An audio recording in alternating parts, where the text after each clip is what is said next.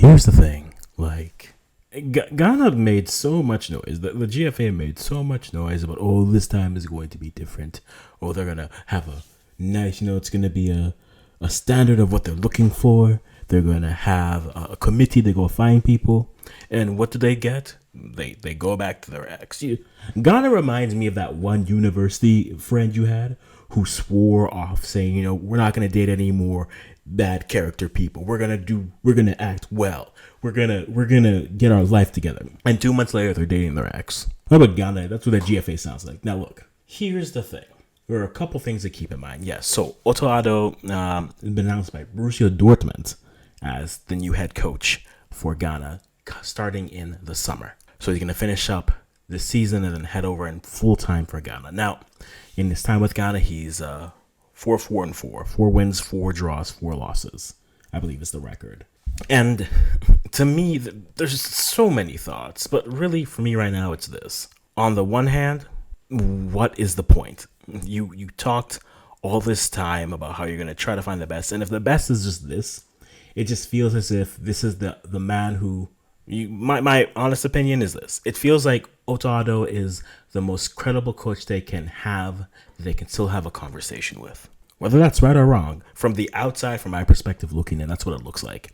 He's the most credible voice that you can still kind of have a conversation with. Now, how this goes up for Ghana, we won't know. We'll have to wait and see.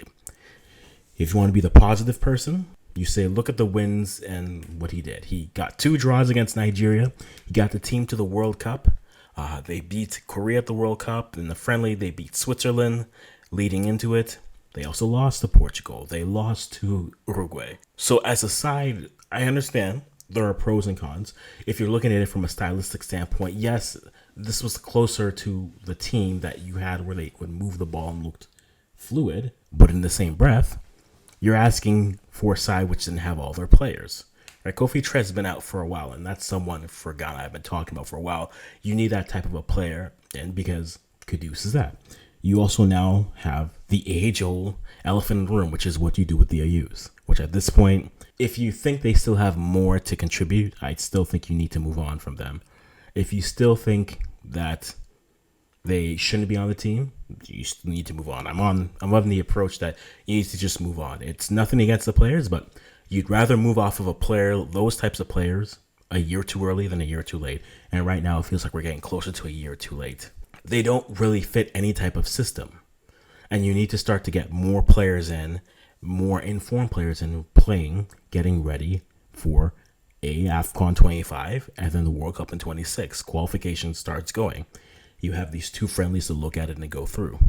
I am cautious about this because it's another retread. And so because of that, I'm a little bit disappointed that Ghana didn't actually go outside of the Rolodex. But it is a coach that's got results, but it's a coach that we know also, is it this coach who's making these decisions or not? What I've liked about, if I want to be positive, the thing I love the most about Addo is he wasn't afraid to quickly make changes. Prime example of the Nigeria matchup in Ghana, right? Immediately, Jordan's not playing well, get him off, sub on, get more energy going. Problem, Uruguay game. Team looked rattled, not ready from the miss of the penalty. They're down 2-0. What do you do to get them energy? What do you do to get them focused and back in the game? So for me, it's a wait and see. Ghanaians, let me know. Don't worry. When Nigeria gives their team, I will be ready to. If it's who they're rumoring it to be. Now here's the thing. Also, like if you have Addo, you can't deny that it does help you, especially from a recruiting standpoint. You look at Germany to say, are there those dual nationals you can get? I think he does open the door more for that.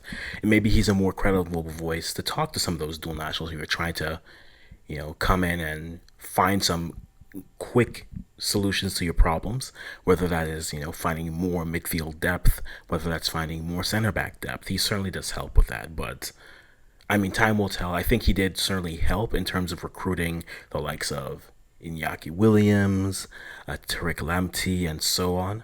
But like a player like Kofi Trev was already coming, but now maybe that opens the door a little bit more. And I'm more curious to see if that opens the door for more dual nationals, if that opens that for Ghana. But like we said, time will tell, and we'll wait and see.